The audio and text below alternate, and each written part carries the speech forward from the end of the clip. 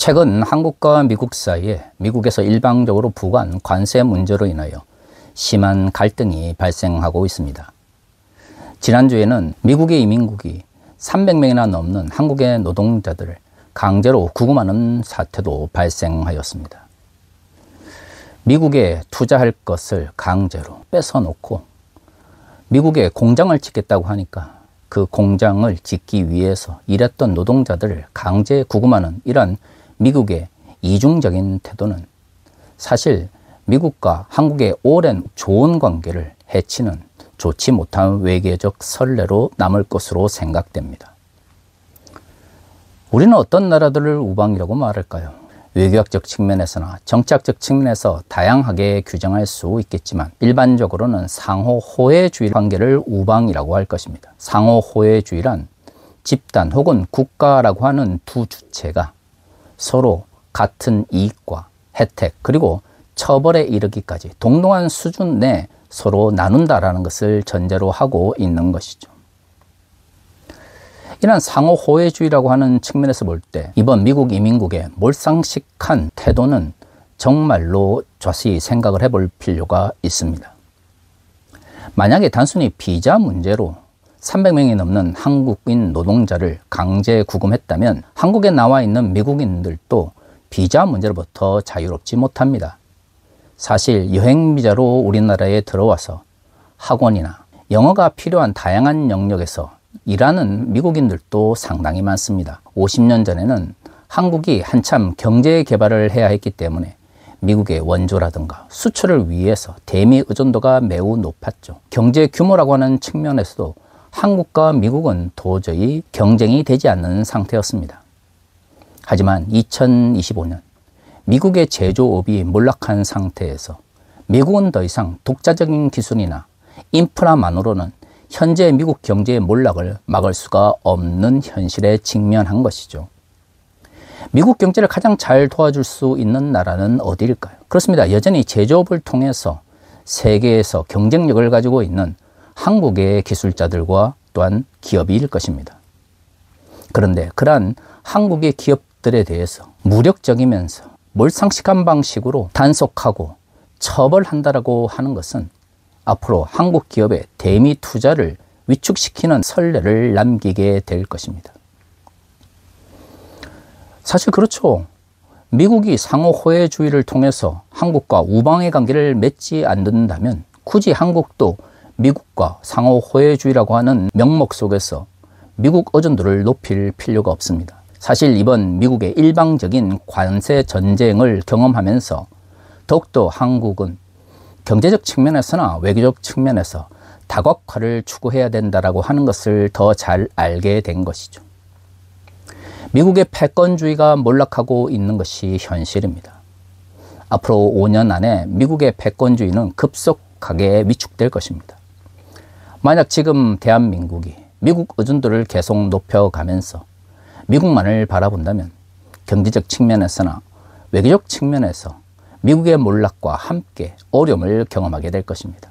과거에는 우리가 경제적 측면에서나 정치적 측면에서 힘이 없었기 때문에 어쩔 수 없이 미국을 의존할 수밖에 없었다 할지라도 이제는 대한민국이 세계를 리더하는 리더 국가가 된 만큼 다각화를 통해서 독자적인 생존의 길을 찾아가야 할 때라고 저는 생각합니다. 그렇다면 우리가 여기서 생각해 보아야 되는 것은 도널드 트럼프로 대표되어지는 미국의 극우주의자들은 한국에 대해서 이렇게 무례하면서도 몰상식한 방식으로 대할까요? 바로 그것이 한 나라에 대해서 형성되어진 왜곡된 이미지 때문이라는 것을 쉽게 생각해 볼 수 있습니다. 이미지라고 하는 것은 말이죠. 과거의 역사와 관계 속에서 형성되어진 현재의 그 사람에 대한 이해를 말하는 것이죠. 우리 이해는 변화하는 현실을 잘 반영할 때에만 올바른 방식으로 판단하고 미래를 향해 달려나아갈 수 있습니다.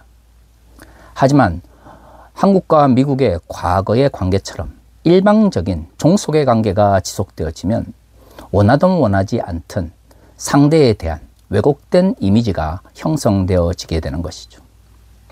미국의 구국 세력이 가지고 있는 한국에 대한 이미지는 여전히 미국에 종속되어 있는 식민지 국가와 크게 다르지가 않습니다. 그렇기 때문에 몰상식하면서 무례한 방식으로 정치 외교적 측면에서 한국을 몰아붙이고 있는 것이죠. 문제는 변화한 한국과 미국과의 관계, 특히 한국의 세계적인 위상에 대해서 여전히 미국의 극우 세력이 제대로 이해하지 못하고 있다고 하는 것입니다. 이러한 문제는 단순히 정치 외교적 차원에서만 발생하는 것은 아닙니다. 과거에 왜곡된 사회적 구조로 인해서 특정한 대상이나 집단 혹은 주체에 대해서 왜곡된 이미지나 인상을 가지는 것은 어느 사회, 어느 개인에게서나 종종 발생하게 되는 것이죠. 최근 한국 사회를 떠들썩하게 하고 있는 조국 혁신당 당내 성비위 사건 문제만 해도 그렇습니다. 많은 조국 혁신당과 조국 지지자들은 피해자들에게 과거의 전통적인 형태의 피해자다움, 빅팀리스를 요구하는 경향을 보이고 있습니다. 피해자다움이라고 하는 것이 무엇입니까? 피해를 입은 이들은 힘이 없고 연약하니까 자신의 목소리를 스스로 내지 못한 상태에서 숨고 잘못된 것을 덮으려고 한다라고 하는 잘못된 이미지 혹은 인상을 말하는 것입니다. 하지만 그러한 잘못된 인식은 더 이상 한국 사회를 지배할 수 없습니다. 사실 그렇죠. 성비위가 발생했습니다. 성범죄로 인하여 고통을 받고 있는 피해자들은 그들이 잘못한 것이 아닙니다. 상식적으로 생각해 보십시오. 내가 바르게 건널목을 건너고 있는데 술 취한 운전자가 나를 쳤다고 해봅시다. 그 책임은 누구에게 있습니까? 파란 불일 때 건널목을 걷는 피해자에게 있습니까? 아니면 가해자에게 있습니까? 당연히 그것은 가해자의 책임이며 부끄러워해야 될 대상도 술을 마신 채 음주운전을 한 가해자입니다. 하지만 과거에는 피해자들에게 부끄러움을 요구하는 왜곡된 사회적 인식이 있었죠.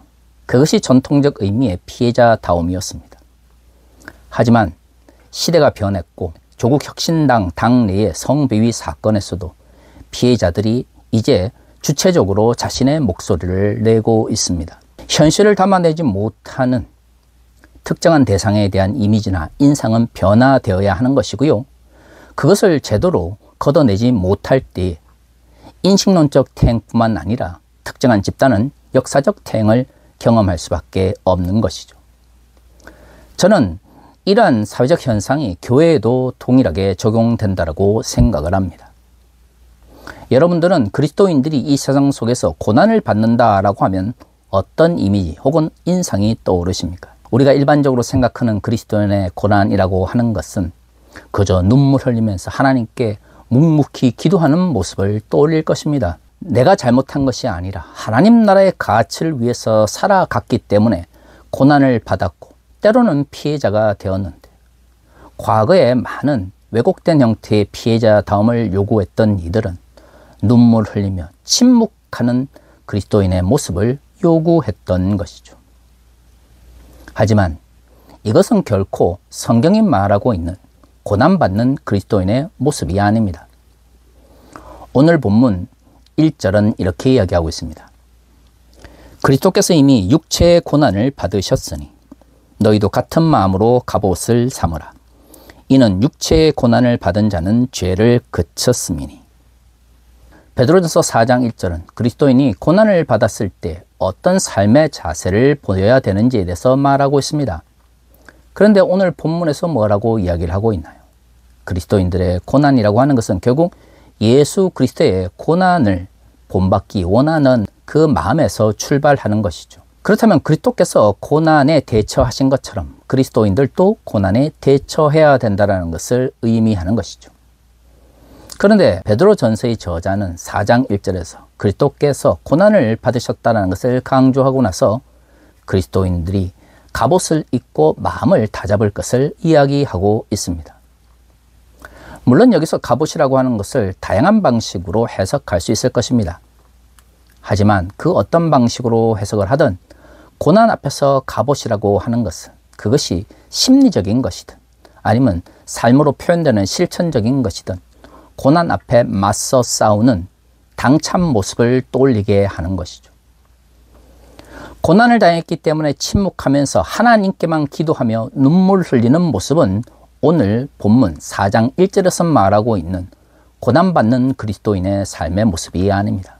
베드로전서 4장의 저자는 그리스도의 고난을 그리스도인들이 기억하면서 고난에 맞서 싸울 것을 이야기하기 위해서 갑옷이라고 하는 상징을 강조하고 있는 것이죠. 그렇다면 고난 앞에 맞서 싸우는 그리스도인들의 실천적 삶의 모습은 무엇일까요?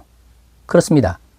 죄를 그치기 위해서, 좀 더 쉽게 표현하자면 죄에 맞서기 위해서 담대히 나아가야 된다는 것을 말하고 있습니다. 이것은 과거 교회가 고난받는 그리스도인들에게 요구했던 고난받는 자의 이미지나 인상이 절대 아닌 것이죠.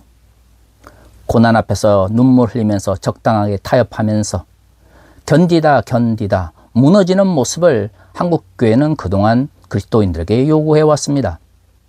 하지만 죄악과 불의 앞에서 맞서 싸우지 않고 소리내지 않고 잘못된 것을 잘못되었다라고 말하지 않고 어떻게 고난을 극복할 수가 있습니까?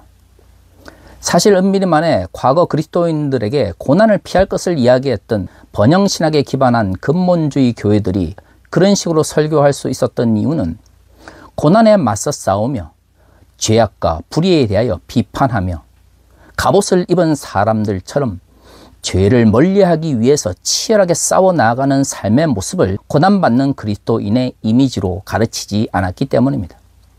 그러니까 그러한 고난들은 피해야 되는 것이고, 그러한 고난을 피하는 방식은 결국 번영에 기반한 물질적 복을 받는 것 또는 추구하는 삶이 되는 것이죠. 고난에 굴복하며 타협할 것을 가르치는 그것이 결국에는 번영신학과 기복주의를 한국 교회에 더욱 널리 확장시킨 것입니다. 그렇다면 전통적 의미의 고난받는 그리스도인에 대한 인상과 이미지를 바꾸지 않는 이상 번영신학과 기복주의를 물리칠 수 없다는 결론에 이르게 되는 것이죠. 2절과 3절에서 말하고 있는 고난받는 그리스도인들의 모습은 정말로 놀랍습니다.